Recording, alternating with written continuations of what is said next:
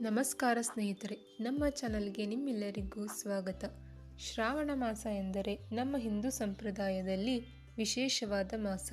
ಈ ಮಾಸದಲ್ಲಿ ಬರುವ ಹಬ್ಬಗಳು, ವ್ರತಗಳು ಮತ್ತು ಪೂಜೆಗಳಿಗೆ ವಿಶೇಷ ಮಹತ್ವವಿದೆ.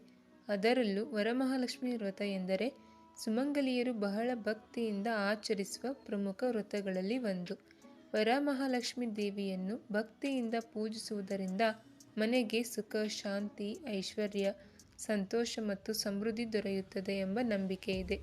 ಹಾಗಾದರೆ ವರಮಹಾಲಕ್ಷ್ಮಿ ವ್ರತವನ್ನು ಹೇಗೆ ಆಚರಿಸಬೇಕು, ಯಾವ ದಿನ ಆಚರಿಸಬೇಕು, ಪೂಜೆಗೆ ಯಾವ ಸಾಮಗ್ರಿಗಳು ಬೇಕು, ಕಲಶವನ್ನು ಹೇಗೆ ಸ್ಥಾಪಿಸಬೇಕು ಮತ್ತು ಯಾವ ರೀತಿಯಲ್ಲಿ ಪೂಜೆ ಮಾಡಬೇಕು, ವರಮಹಾಲಕ್ಷ್ಮಿ ವ್ರತದ ಹಿಂದಿರುವ ಕಥೆ ಏನು, ಈ ಎಲ್ಲ ಮಾಹಿತಿಯನ್ನು ಈ ವಿಡಿಯೋದಲ್ಲಿ ವಿವರವಾಗಿ ತಿಳಿದುಕೊಳ್ಳೋಣ. ವರಮಹಾಲಕ್ಷ್ಮಿ ವ್ರತದ ಮಹತ್ವ. ಮೊದಲನೆಯದಾಗಿ ವರಮಹಾಲಕ್ಷ್ಮಿ ವ್ರತದ ಮಹತ್ವವನ್ನು ತಿಳಿದುಕೊಳ್ಳೋಣ. ವರ ಎಂದರೆ ವರವನ್ನು ನೀಡುವವಳು. ಮಹಾಲಕ್ಷ್ಮಿ ಎಂದರೆ ಸಂಪತ್ತು, ಸಮೃದ್ಧಿ ಮತ್ತು ಶುಭದ ಅಧಿದೇವತೆ. ಆದ್ದರಿಂದ ವರಮಹಾಲಕ್ಷ್ಮಿ ದೇವಿಯನ್ನು ಭಕ್ತಿಯಿಂದ ಪೂಜಿಸಿದರೆ ದೇವಿಯ ಕೃಪೆಯಿಂದ ಕುಟುಂಬದಲ್ಲಿ ಮಂಗಳ, ಸಮೃದ್ಧಿ ಮತ್ತು ನೆಮ್ಮದಿ ನೆಲೆಸುತ್ತದೆ ಎಂಬ ಭಕ್ತಿಯ ನಂಬಿಕೆ ಇದೆ. ಈ ವ್ರತವನ್ನು ಮುಖ್ಯವಾಗಿ ಶ್ರಾವಣ ಮಾಸದ ಶುಕ್ಲ ಪಕ್ಷದ ಶುಕ್ರವಾರದಂದು ಆಚರಿಸಲಾಗುತ್ತದೆ. ಆದರೆ ಪ್ರತಿ ವರ್ಷ ದಿನಾಂಕ ಬದಲಾಗುವುದರಿಂದ ಸ್ಥಳೀಯ ಪಂಚಾಂಗದ ಪ್ರಕಾರ ವ್ರತದ ದಿನವನ್ನು ಖಚಿತಪಡಿಸಿಕೊಳ್ಳುವುದು ಉತ್ತಮ. ಪೂಜೆಗೆ ಬೇಕಾಗುವ ಸಾಮಗ್ರಿಗಳು. ಇನ್ನು ಪೂಜೆಗೆ ಬೇಕಾಗುವ ಸಾಮಾನ್ಯ ಸಾಮಗ್ರಿಗಳನ್ನು ನೋಡೋಣ. ಮೊದಲಿಗೆ ಒಂದು ಮಂಟಪ ಅಥವಾ ಅರಿಶಿಣ, ಕುಂಕುಮ, ಅಕ್ಕಿ, ಹೂವು, ಹಣ್ಣು, ತೆಂಗಿನಕಾಯಿ, ವಿಳೆದೆಲೆ, ಅಡಿಕೆ, ಕರ್ಪೂರ, ಧೂಪ, ದೀಪ, ತುಪ್ಪ ಅಥವಾ ಎಣ್ಣೆ, ಗಂಧ, ಅಕ್ಷತೆ ಮತ್ತು ನೀರು ಬೇಕಾಗುತ್ತದೆ. ಇದರ ಜೊತೆಗೆ ಒಂದು ಬೆಳ್ಳಿ ಅಥವಾ ತಾಮ್ರದ ಕಲಶವನ್ನು ತೆಗೆದುಕೊಳ್ಳಬಹುದು. ಕಲಶಕ್ಕೆ ಮಾವಿನ ಎಲೆಗಳು, ತೆಂಗಿನಕಾಯಿ ಮತ್ತು ಅರಿಶಿಣ ಕುಂಕುಮವನ್ನು ಬಳಸಬಹುದು. ಮನೆಯ ಸಂಪ್ರದಾಯಕ್ಕೆ ಅನುಗುಣವಾಗಿ ಲಕ್ಷ್ಮೀ ದೇವಿಯ ಮುಖವಾಡ ಅಥವಾ ದೇವಿಯ ವಿಗ್ರಹವನ್ನು ಬಳಸಬಹುದು. ನೈವೇದ್ಯಕ್ಕೆ ಮನೆಯಲ್ಲಿ ಮಾಡುವ ಸಿಹಿ ಪದಾರ್ಥ, ಪಾಯಸ, ಹಣ್ಣುಗಳು ಅಥವಾ ನಿಮ್ಮ ಸಂಪ್ರದಾಯದಲ್ಲಿ ಮಾಡುವ ವಿಶೇಷ ಪ್ರಸಾದವನ್ನು ಅರ್ಪಿಸಬಹುದು. ಬೆಳಗಿನ ಸಿದ್ಧತೆ. ವ್ರತದ ದಿನ ಬೆಳಗ್ಗೆ ಬೇಗ ಎದ್ದು ಮನೆಯ ಸ್ವಚ್ಛತೆಯನ್ನು ಮಾಡಿಕೊಳ್ಳುವುದು ಉತ್ತಮ. ಸ್ನಾನ ಮಾಡಿ ಶುಭ್ರವಾದ ಬಟ್ಟೆ ಧರಿಸಿ ದೇವರ ಮನೆಯನ್ನು ಸ್ವಚ್ಛಗೊಳಿಸಬೇಕು. ಮನೆಯ ಬಾಗಿಲಿಗೆ ರಂಗೋಲಿ ಹಾಕಿ ಬಾಗಿಲಿಗೆ ತೋರಣ ಕಟ್ಟಬಹುದು. ಪೂಜೆಯ ಸ್ಥಳವನ್ನು ಸ್ವಚ್ಛಗೊಳಿಸಿ ಅಲ್ಲಿ ಒಂದು ಮಂಟಪವನ್ನು ಸಿದ್ಧಪಡಿಸಬೇಕು. ನಂತರ ಭಕ್ತಿಯಿಂದ ದೇವಿಯನ್ನು ಮನಸ್ಸಿನಲ್ಲಿ ನೆನೆದು, ಅಮ್ಮ, ಇಂದಿನ ದಿನದ ಪೂಜೆಯನ್ನು ಯಾವುದೇ ತಪ್ಪಿಲ್ಲದೆ ಭಕ್ತಿಯಿಂದ ನೆರವೇರಿಸಲು ಅನುಗ್ರಹಿಸು ಎಂದು ಪ್ರಾರ್ಥಿಸಬಹುದು. ಕಲಶ ಸ್ಥಾಪನೆ. ಈಗ ಬಹಳ ಮುಖ್ಯವಾದ ಕಲಶ ಸ್ಥಾಪನೆ ಮಾಡೋಣ. ಒಂದು ಕಲಶವನ್ನು ತೆಗೆದುಕೊಂಡು ಅದಕ್ಕೆ ಅರಿಶಿಣ ಮತ್ತು ಕುಂಕುಮವನ್ನು ಹಚ್ಚಬೇಕು. ಕಲಶದಲ್ಲಿ ಶುದ್ಧವಾದ ನೀರನ್ನು ತುಂಬಬಹುದು. ನಿಮ್ಮ ಕುಟುಂಬದ ಸಂಪ್ರದಾಯದ ಪ್ರಕಾರ ಅಕ್ಷತೆ, ನಾಣ್ಯ ಅಥವಾ ಇತರ ಶುಭ ದ್ರವ್ಯಗಳನ್ನು ಹಾಕಬಹುದು. ಕಲಶದ ಬಾಯಿಗೆ ಮಾವಿನ ಎಲೆಗಳನ್ನು ಇಟ್ಟು ಅದರ ಮೇಲೆ ಅರಿಶಿಣ ಹಚ್ಚಿದ ತೆಂಗಿನಕಾಯಿಯನ್ನು ಇಡಬೇಕು. ನಂತರ ಈ ಕಲಶವನ್ನು ಲಕ್ಷ್ಮೀ ದೇವಿಯ ಸ್ವರೂಪವಾಗಿ ಭಾವಿಸಿ ಪೂಜಿಸಬೇಕು.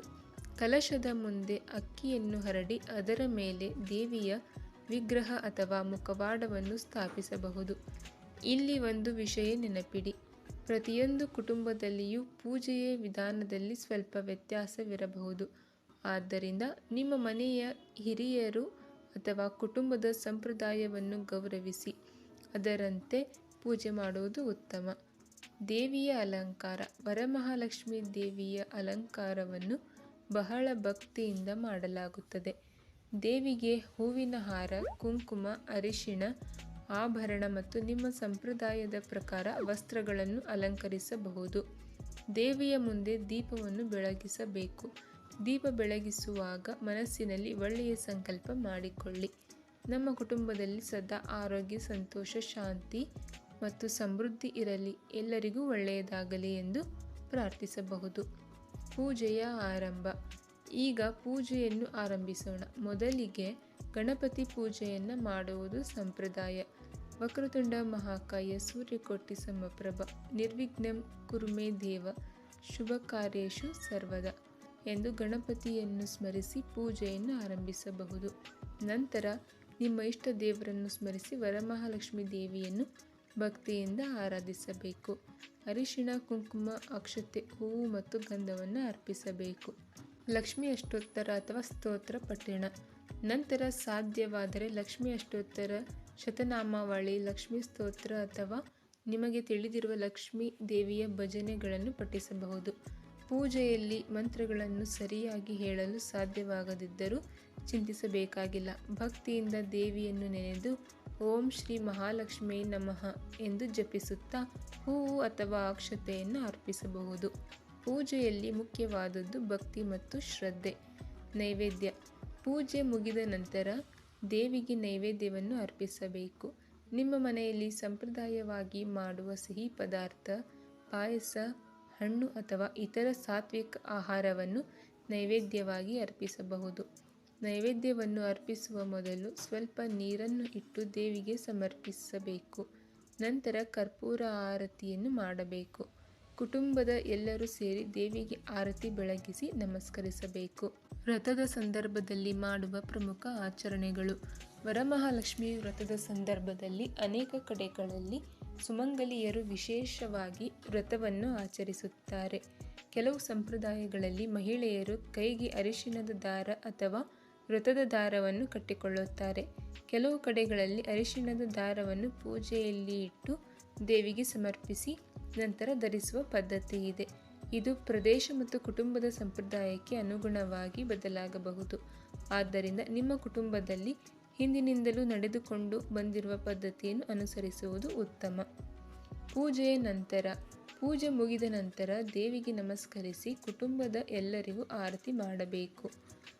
ನಂತರ ನೈವೇದ್ಯವನ್ನು ಪ್ರಸಾದವಾಗಿ ಸ್ವೀಕರಿಸಬೇಕು. ಸಾಧ್ಯವಾದರೆ ಬಂಧುಗಳು, ನೆರೆಹೊರೆಯವರು ಅಥವಾ ಸುಮಂಗಲಿಯರನ್ನು ಕರೆದು ಅರಿಶಿಣ, ಕುಂಕುಮ, ಹೂವು, ತಾಂಬೂಲ ಮುಂತಾದ ಮಂಗಳ ದ್ರವ್ಯಗಳನ್ನು ನೀಡಿ ಗೌರವಿಸುವ ಸಂಪ್ರದಾಯವು ಅನೇಕ ಮನೆಗಳಲ್ಲಿ ಇದೆ. ಇದರಿಂದ ನಮ್ಮ ಸಂಸ್ಕೃತಿಯಲ್ಲಿರುವ ಹಂಚಿಕೊಳ್ಳುವ ಮನೋಭಾವ ಮತ್ತು ಪರಸ್ಪರ ಪ್ರೀತಿಯು ಬೆಳೆಸಬಹುದು. ವ್ರತದಲ್ಲಿ ಗಮನಿಸಬೇಕಾದ ವಿಷಯಗಳು. ಇನ್ನು ಕೆಲವು ಮುಖ್ಯ ವಿಷಯಗಳನ್ನು ನೆನಪಿಟ್ಟುಕೊಳ್ಳೋಣ. ಮೊದಲನೆಯದಾಗಿ, ವ್ರತವನ್ನು ಭಯದಿಂದ ಮಾಡಬೇಡಿ. ಇದನ್ನು ಮಾಡದಿದ್ದರೆ ಏನಾದರೂ ಕೆಟ್ಟದ್ದು ಆಗುತ್ತದೆ ಎಂಬ ಭಾವನೆಗಿಂತ ದೇವಿಯನ್ನು ಭಕ್ತಿಯಿಂದ ಆರಾಧಿಸಿ ಒಳ್ಳೆಯ ಜೀವನ ನಡೆಸಬೇಕು ಎಂಬ ಮನೋಭಾವ ಮುಖ್ಯ. ಎರಡನೆಯದಾಗಿ, ಸಾಧ್ಯವಾದಷ್ಟು ಮನಸ್ಸನ್ನು ಶಾಂತವಾಗಿಟ್ಟುಕೊಳ್ಳಿ. ಮೂರನೆಯದಾಗಿ, ಮನೆಯವರೊಂದಿಗೆ ಜಗಳ, ಕೋಪ, ಅಸೂಯೆ ಇವುಗಳನ್ನು ದೂರವಿಡಲು ಪ್ರಯತ್ನಿಸಿ. ನಾಲ್ಕನೆಯದಾಗಿ, ಪೂಜೆಯ ಸಮಯದಲ್ಲಿ ಮೊಬೈಲ್ ಮತ್ತು ಇತರ ಗಮನಭಂಗಗಳನ್ನು ಕಡಿಮೆ ಮಾಡಿ ದೇವಿಯ ಧ್ಯಾನದಲ್ಲಿ ಮನಸ್ಸನ್ನು ಕೇಂದ್ರೀಕರಿಸಿ. ಮತ್ತು ಮುಖ್ಯವಾಗಿ, ವ್ರತ ಅಥವಾ ಉಪವಾಸದ ನಿಯಮಗಳು ನಿಮ್ಮ ಆರೋಗ್ಯಕ್ಕೆ ತೊಂದರೆ ಉಂಟು ಮಾಡುವಂತಿದ್ದರೆ ನಿಮ್ಮ ಆರೋಗ್ಯಕ್ಕೆ ಆದ್ಯತೆ ನೀಡಿ.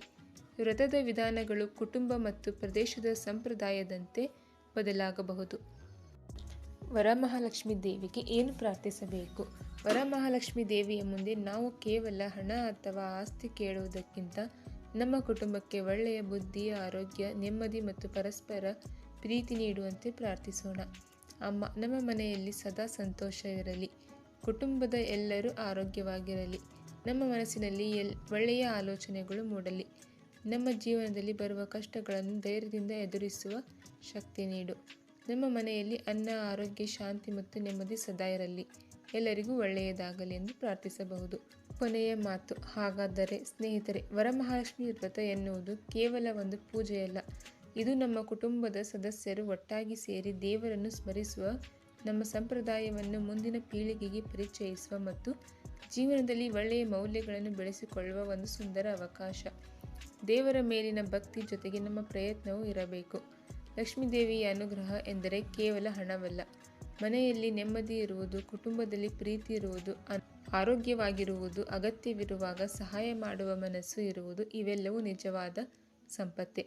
ಈ ವರಮಹಾಲಕ್ಷ್ಮಿ ಹಬ್ಬದಂದು ನಿಮ್ಮ ಮನೆಗೂ ನಿಮ್ಮ ಕುಟುಂಬಕ್ಕೂ ಸದಾ ಸುಖ, ಶಾಂತಿ, ಸಂತೋಷ ಮತ್ತು ಸಮೃದ್ಧಿ ದೊರೆಯಲಿ ಎಂದು ಮಹಾಲಕ್ಷ್ಮಿ ದೇವಿಯಲ್ಲಿ ಪ್ರಾರ್ಥಿಸೋಣ. ಶ್ರೀ ವರಮಹಾಲಕ್ಷ್ಮಿ ದೇವಿಗೆ ಜಯ. ಓಂ ಶ್ರೀ ಮಹಾಲಕ್ಷ್ಮಿಯೇ ನಮಃ. ಈ ವಿಡಿಯೋ ನಿಮಗೆ ಇಷ್ಟವಾದರೆ ಲೈಕ್ ಮಾಡಿ, ನಿಮ್ಮ ಕುಟುಂಬದವರಿಗೂ ಶೇರ್ ಮಾಡಿ. ಇಂತಹ ಧಾರ್ಮಿಕ ಮತ್ತು ಉಪಯುಕ್ತ ಮಾಹಿತಿಗಾಗಿ ನಮ್ಮ ಚಾನಲನ್ನು ಸಬ್ಸ್ಕ್ರೈಬ್ ಮಾಡಿ. ಮತ್ತೊಂದು ಸುಂದರವಾದ ವಿಡಿಯೋದಲ್ಲಿ ಮತ್ತೆ ಭೇಟಿಯಾಗೋಣ. ಧನ್ಯವಾದಗಳು.